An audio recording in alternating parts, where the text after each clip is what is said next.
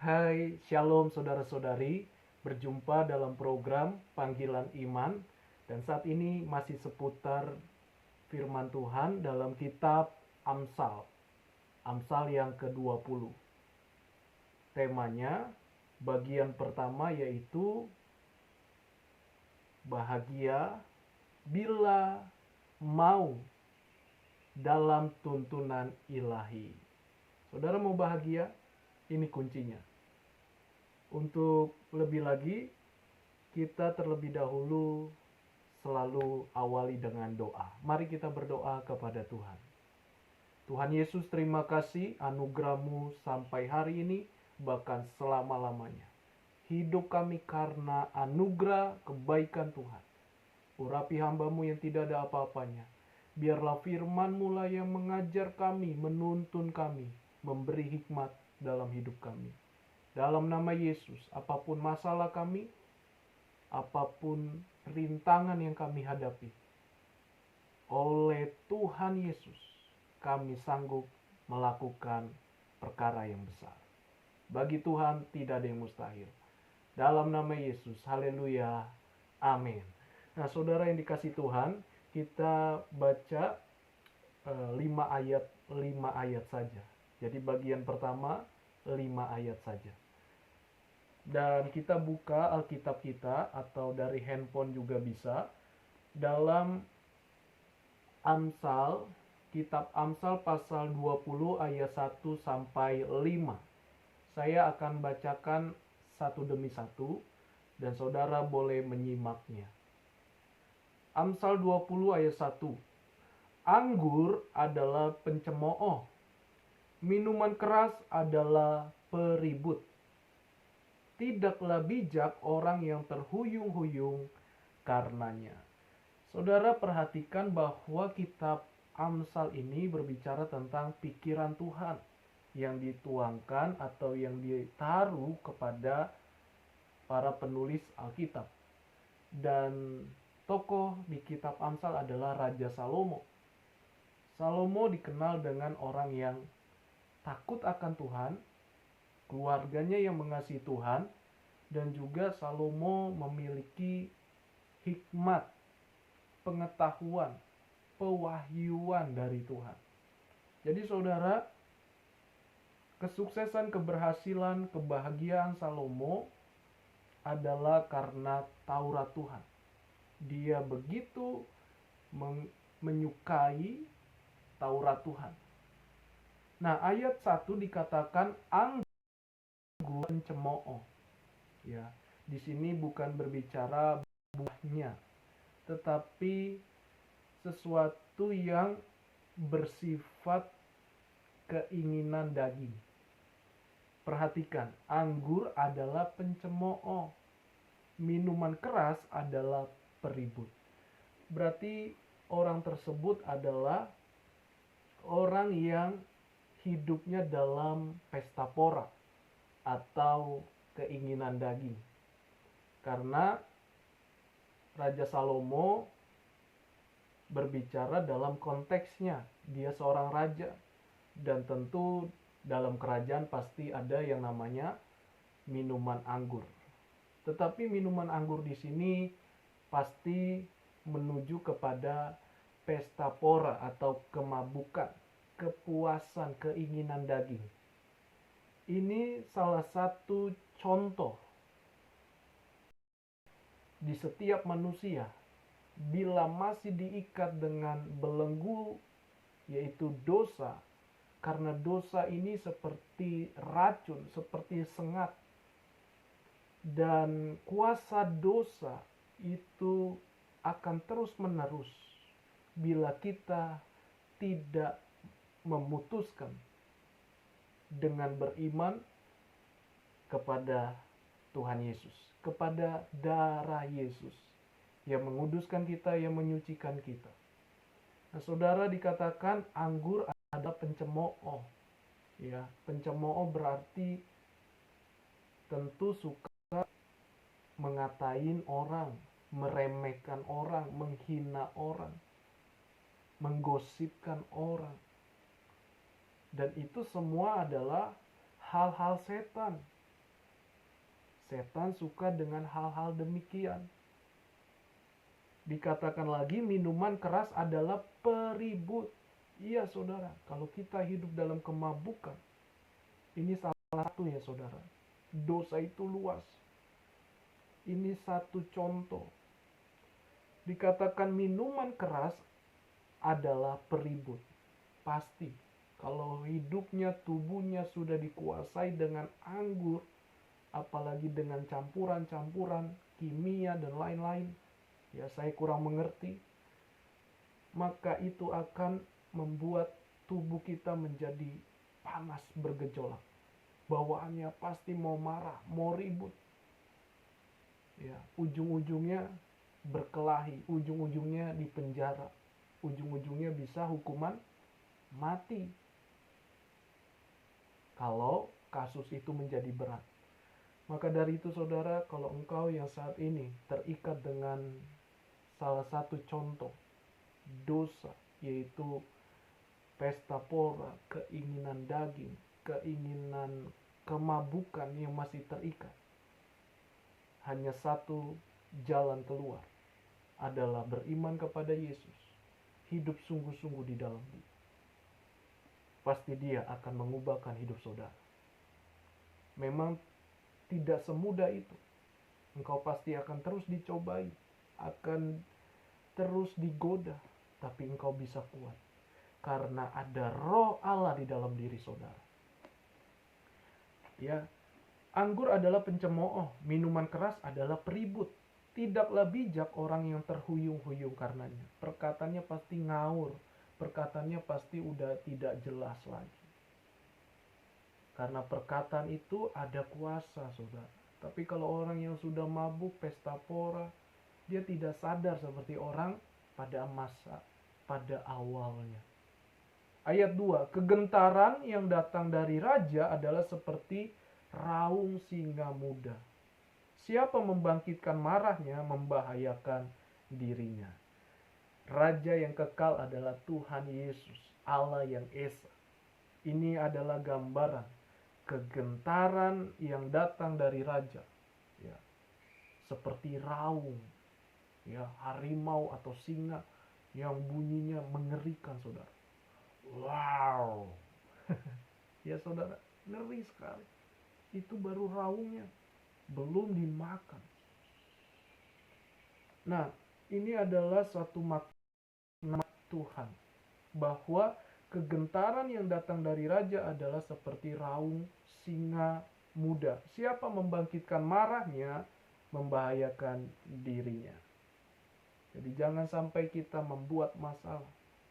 Karena setiap konsekuensi perbuatan dosa, ya, pasti ada akibat. Pasti, saudara. Saudara mungkin mau lepas dari kebiasaan buruk, apakah itu perselingkuhan, perzinahan, judi, ya, seks bebas, pelacuran. Saudara ingin lepas dari hal itu, tapi saudara selalu tidak bisa, karena kita tidak sepenuhnya bergantung kepada Tuhan. Dan saat ini Tuhan mengasihi saudara, Tuhan tidak membenci saudara. Tuhan membenci dosanya. Jadi Tuhan tidak suka dengan dosa. Tapi saudara yang bertobat, menerima Tuhan Yesus sebagai Tuhan dan Juru Selamat, pasti Tuhan akan menuntun engkau.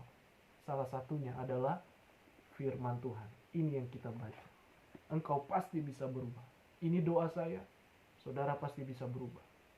Memang semuanya itu nikmat secara daging, tetapi saudara tidak tahu kapan Tuhan panggil saudara, artinya meninggal dunia. Kalau sudah meninggal tidak ada kesempatan. Hanya dua jalan, kerajaan Allah atau hukuman yang kekal, api neraka. Jangan sampai kita masuk ke dalam api neraka yang tidak bisa keluar selama-lamanya. Saudara, selama masih ada kesempatan hidup, mari berikan hidupmu buat Tuhan. Bertobat, percayalah.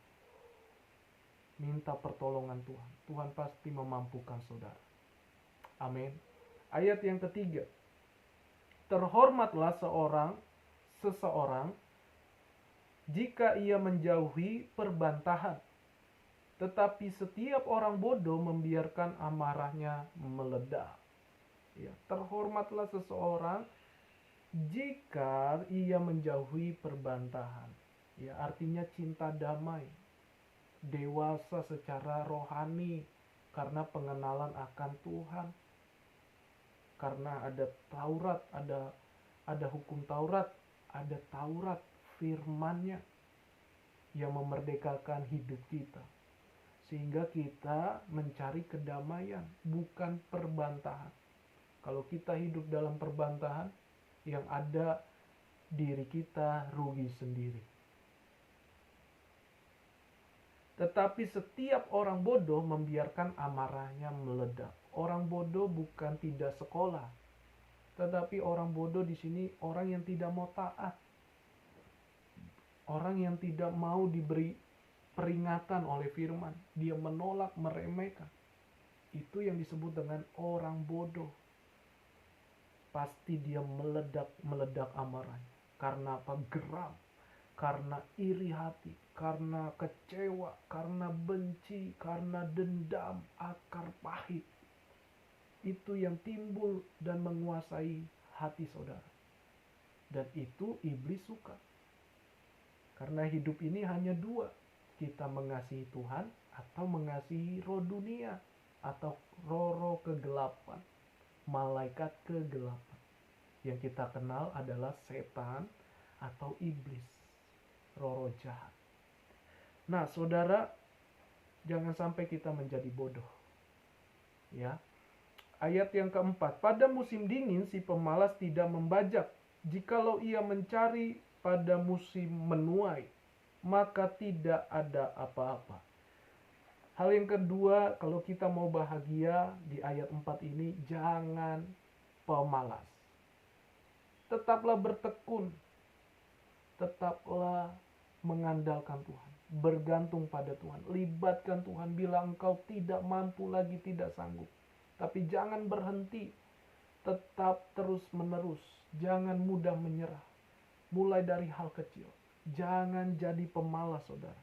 Karena ayat 4 di sini, pada musim dingin si pemalas tidak membajak. Ya. Artinya kalau orang malas tidak bisa buat apa-apa. Hanya mimpi, hanya angan-angan saja. Mimpi itu baik, tapi kalau hanya sekedar mimpi, tanpa tindakan, semuanya nol, omong kosong. Jadi saudara, marilah jangan jadi pemalas supaya kita bahagia. Bahagia dalam tuntunan ilahi. Tuntunan Tuhan, yaitu firman-Nya. Jikalau ia mencari pada musim menuai, maka tidak ada apa-apa.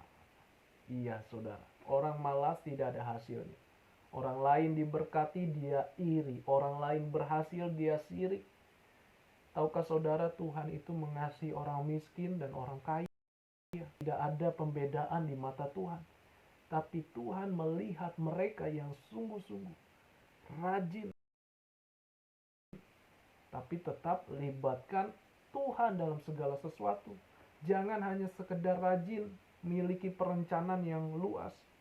Tapi harus libatkan Tuhan. Dan semua kembali kepada Tuhan Yesus saja. Sehingga kita tidak bisa menyombongkan diri kita. Jadi saudara, jangan jadi pemalas. Kalau engkau mau bahagia hidupmu, ingatlah tuntunan ilahi. Firman Tuhan ini, Amsal ini. Ayat 5. Rancangan hati manusia itu seperti air yang dalam. Ya, rancangan manusia itu begitu dalam, begitu banyak. Pengen ini, pengen begitu, pengen ini, pengen begitu. Tetapi tanpa dikerjakan, tanpa berbuat, nol hasilnya. Nah saudara, kita lihat lagi, rancangan di dalam hati manusia itu seperti air yang dalam, tetapi orang yang pandai tahu menimbanya. Ya, orang yang pandai, orang yang berhikmat, orang yang diterangi hatinya oleh firman Tuhan, pasti dia tahu fokus. Saudara mulailah fokus. Jangan tidak fokus. Fokus dari satu demi satu demi satu. Nanti engkau akan terus berkembang. Ya, fokus di sini tidak hanya start satu saja, tidak. Tapi mulai dari satu engkau fokus. Jangan langsung ambil semuanya.